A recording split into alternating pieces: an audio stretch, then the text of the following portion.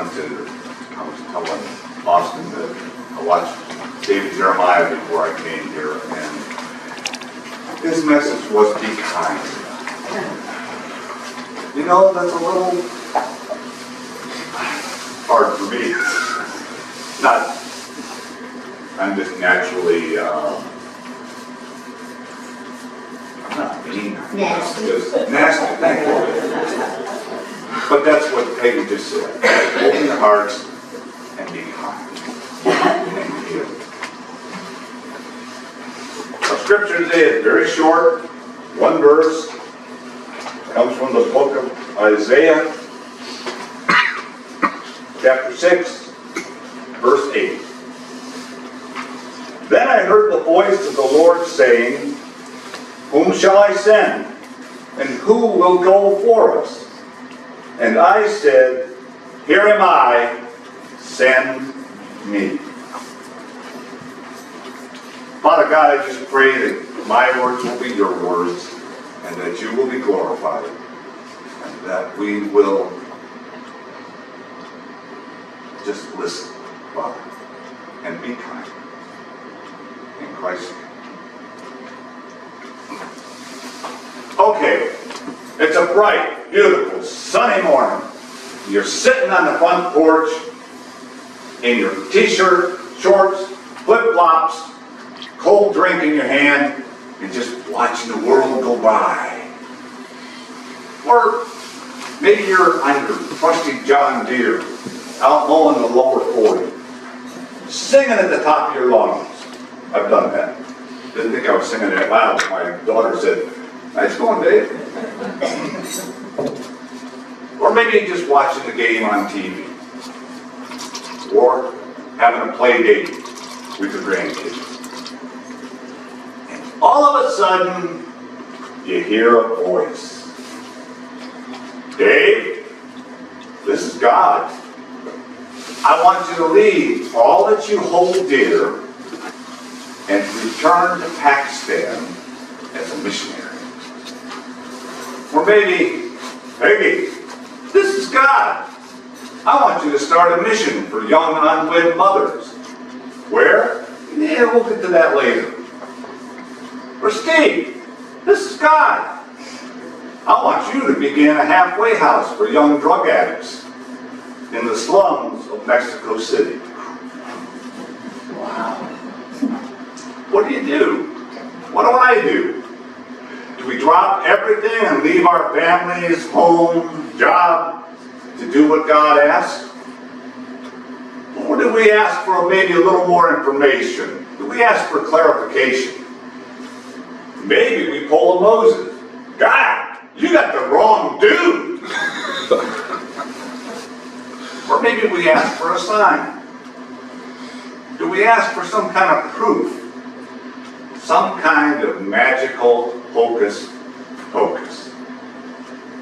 So today I want to talk to you about two very different words. Magic and faith. First, magic.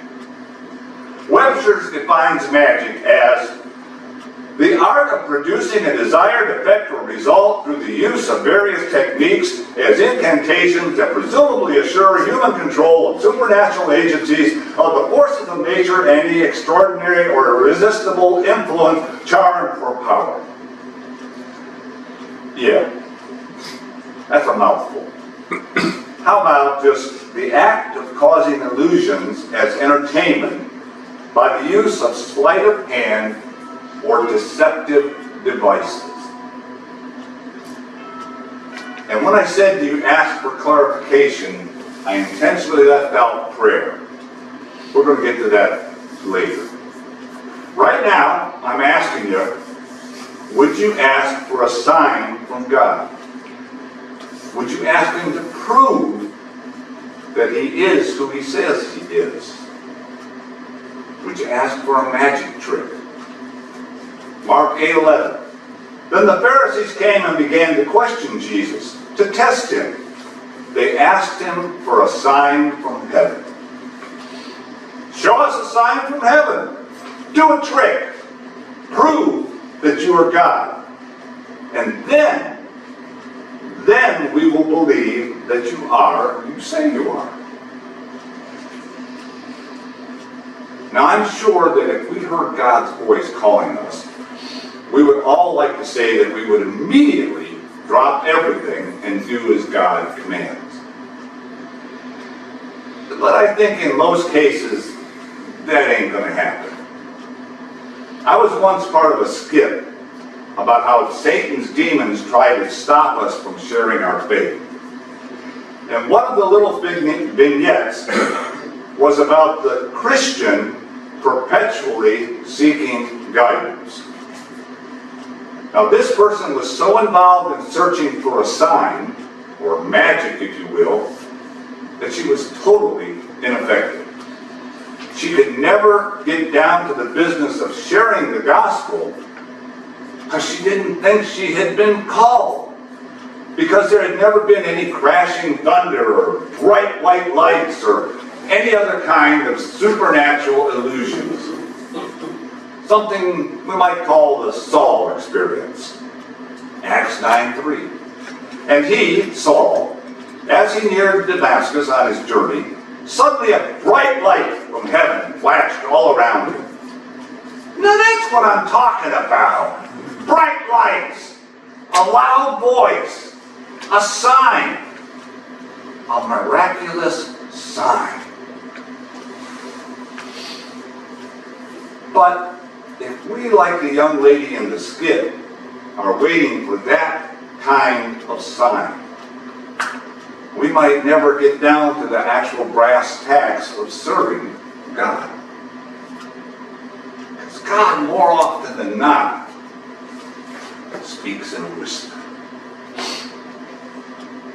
Even Satan, who knew who Jesus was, he knew who Jesus was, tried to get him to perform, if you will.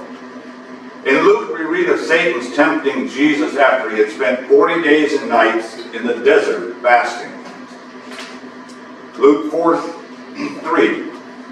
If you are the Son of God, tell this stone to become bread. Do a trick. Do something magic. Now, I'm sure it's an understatement to say that Jesus was hungry after having not eaten for 40 days. But Jesus resisted. He answered with Scripture instead of magic. Man does not live by bread alone. So Satan tried again. He took Jesus to the highest point of the temple. In Luke 4:9-11. If you are the Son of God, throw yourself down. For it is written, he will command his angels concerning you, and they will lift you up in their hands, so that you will not strike your foot against a stone. You see, Satan tried to get Jesus to jump off the pinnacle of the temple. He wanted him to pull up Superman. He wanted Jesus to basically fly. Or at least have a legion of angels come and gently lower him down. But again, Jesus would not be goaded into doing tricks just to prove who he was. He countered again with Scripture instead of doing a magic trick. Do not put the Lord your God to the test. There were also many at the crucifixion who wanted to see magic. The people who passed by and sneered at him, as did the Pharisees and the other Jewish leaders. Luke 23:35. He saved others. Let him save himself if he is the Christ of God, the chosen one. The soldiers mocked him. Luke 23:36. If you are the King of the Jews, save yourself. And Luke 23:39, even the criminals, one of the criminals on the cross, insulted him. Aren't you the Christ? Save yourself and us. Sort of like I call the Price is Right syndrome. Jesus, King of the Jews, come on down. Pull the nails out of your hands. Glide gently to the ground. Walk among us. Show us there's no scars. The act of causing illusions for entertainment. They were asking him to perform for them. And then we'll believe that you are the Messiah, the chosen. Each and every one of us has to hope that we never are that unbelieving. We have to hope that we never ask for something that tangible. To ask for a magic trick. To ask for proof. Do not put the Lord your God to the test. That brings us to the second word, faith. Webster's again. Faith. Belief that is not based on proof. We go to Genesis 6:14. So make yourself an ark of cypress wood.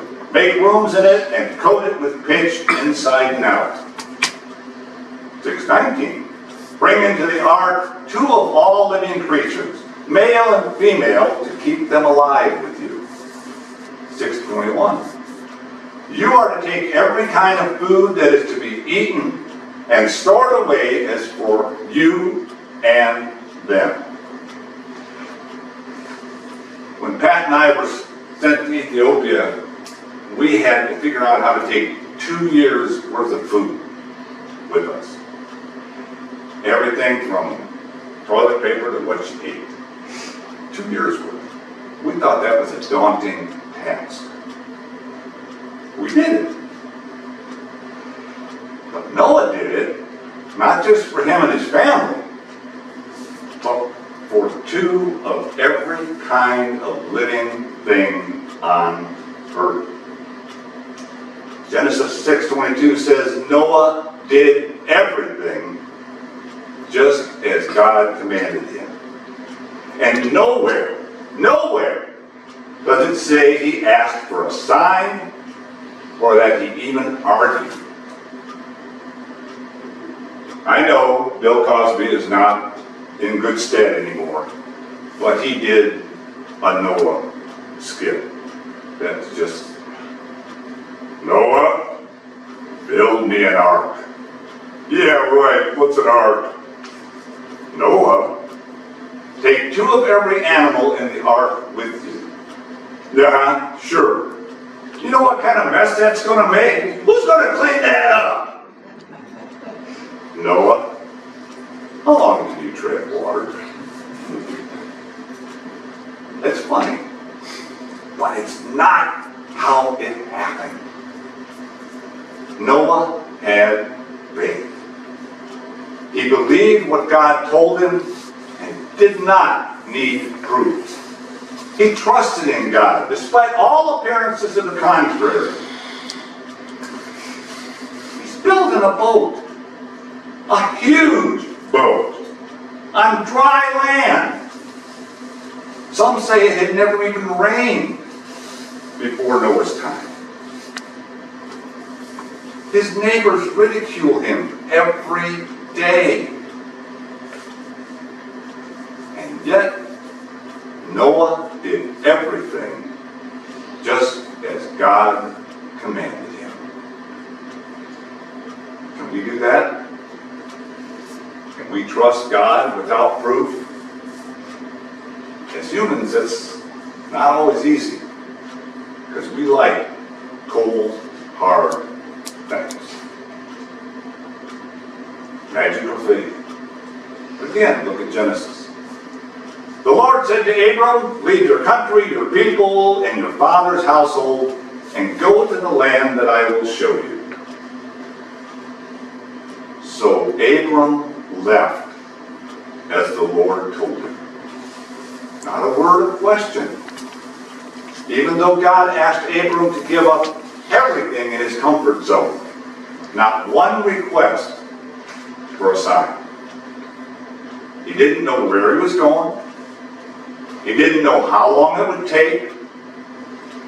He didn't know how he would survive. He only trusted in God who had called him. Belief, not based on proof. So Abram left. 3 words.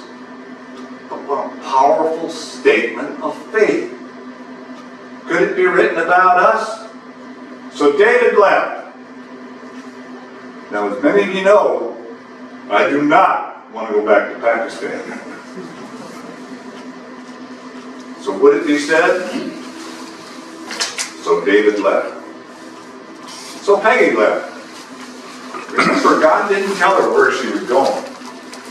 Gotta think about that. So Steve left.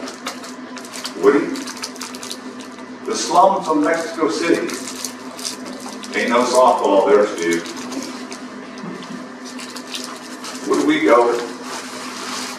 Would we go if God called? In a Sunday school class once, that question was posed to a person who answered very, very truthfully. I'm not sure. My family means so much to me. Mark 10, 29 and 30. I tell you the truth, Jesus replied.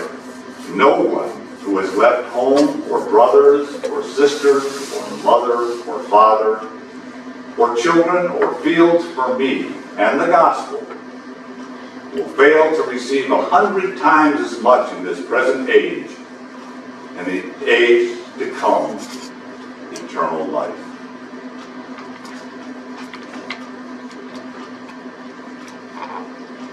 Would we be in the company of Noah? Noah did everything that the Lord commanded. Or Abram. So Abram left. And there's many others. Simon and Andrew. As Jesus walked beside the Sea of Galilee, he saw Simon and his brother Andrew casting a net into the lake, for they were fishermen. Come follow me, and I will make you fishers of men. At once, they left their nets and followed him. James and his brother John. When he, Jesus, had gone a little further, he saw James, son of Zebedee, and his brother John in a boat, preparing their nets. Without delay, he called them. And they left their father in the boat with the hired men and followed him.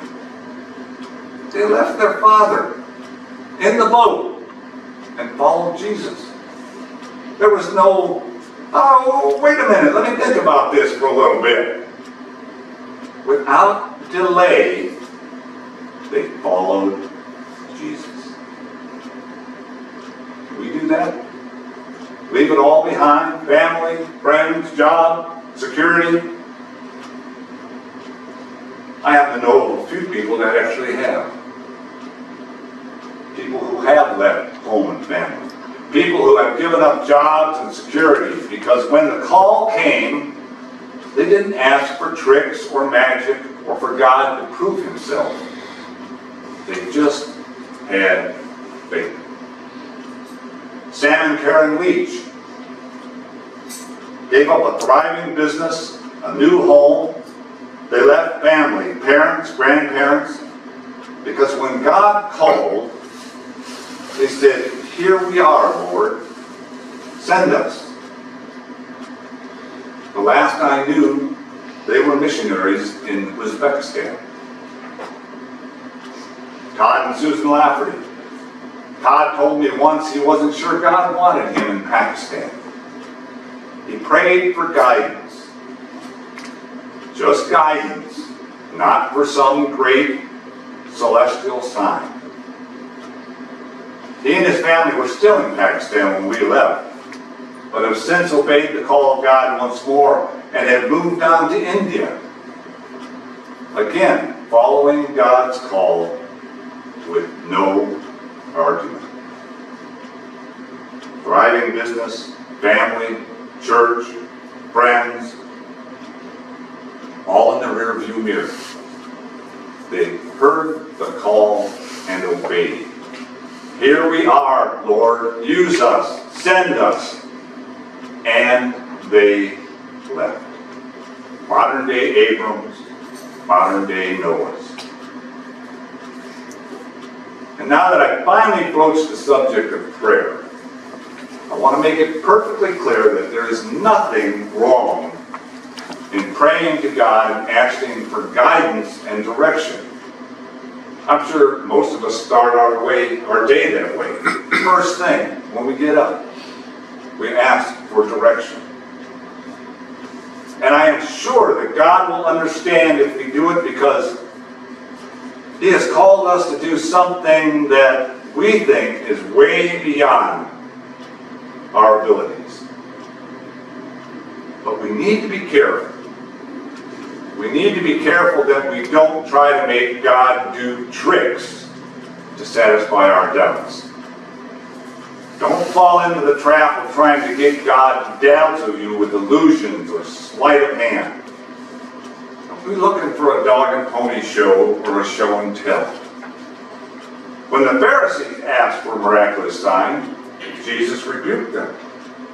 A wicked and adulterous generation asked for a miraculous sign, but none will be given except the sign of the prophet Jonah. What was the sign of Jonah? Jonah spent 3 days and 3 nights in the belly of a huge fish. He figuratively died and came alive again.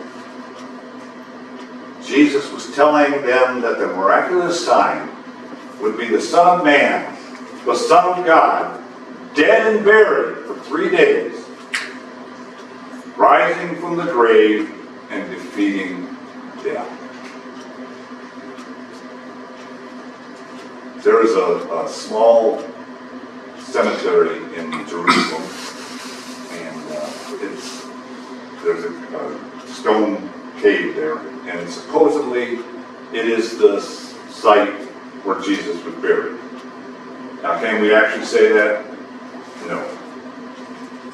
But I think the most important thing is the little sign on the gate as you go in. And all it says is, He is not here. He is risen. Seems to me that's a pretty miraculous sign. But it still wasn't enough for them. Is it enough for us? We as Christians have all been called by God at one time or another. Maybe it was to teach a class, maybe to be on a committee, be an usher, bake some cookies for Sunday morning, mow the church lawn. It does not have to be something earth-shattering or life-changing, but it could be. You could be called to join the ministry, to be a missionary, or maybe just to witness to someone and to tell our story. To step out of our comfort zone. And how do we react to such a call? Magic or faith? Teacher, we want to see a miraculous sign from you. Or do we say, here am I, Lord, send me? Can it be said of us, so, and you can all put your name there, left? Can we do that? Magic or faith? In the book Tribulation Force, there's a great passage about faith. Does God speak to me audibly? No.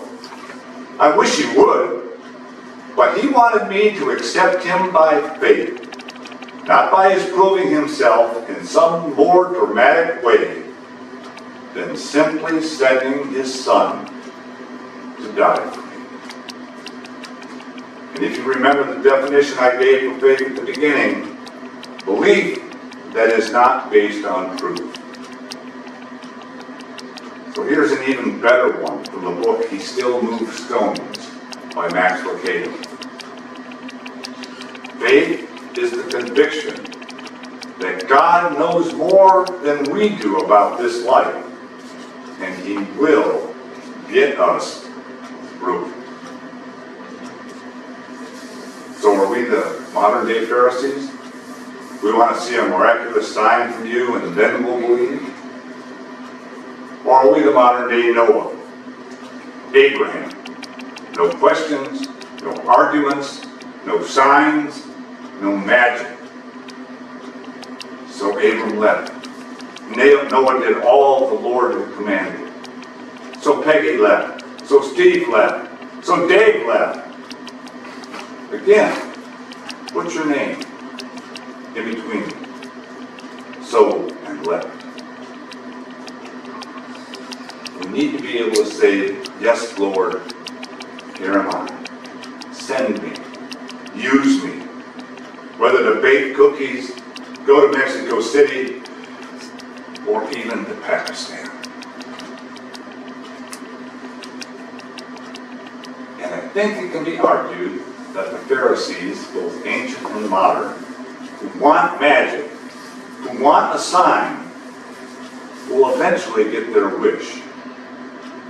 And I believe it will be one of an unimaginable power and beauty. Matthew 24, 30 and 31. At that time, the sign of the Son of Man will appear in the sky, and all the nations of the earth will mourn. They will see the Son of Man coming on the clouds of the sky with power and great glory. And He will send His angels with a loud trumpet call, and they will gather His elect from the four winds, from one end of the heavens to the other. You want a sign? There's a sign. The sign. And the sad part of it will be that even though they get their wish, their sign, their magic, it will be too late for them. So what are you going to do when God calls? And make no mistake, He will call. Will you do what He says? Whether life-changing, slums of Mexico City, Africa, Pakistan, or just everyday stuff, behind-the-scenes stuff that needs to be done, but only you and God will know that you're doing it. The act of causing illusions as entertainment by the use of sleight of hand or deceptive devices, or belief that is not based on proof. Show me a miraculous sign, or I have faith, Lord, that you know more about my life than I do, and you will get me through it. And if you still have that little niggling doubt that you aren't capable of what He asks, once again, all you got to do is go to the Scriptures. They have so many answers. Matthew 17, 20 and 21. I tell you the truth. If you have faith as small as a mustard seed, you can say to this mountain, move from here to there, and it will move. Nothing will be impossible for you, for us. Here I am, Lord. Send me. And all God's children said, Amen.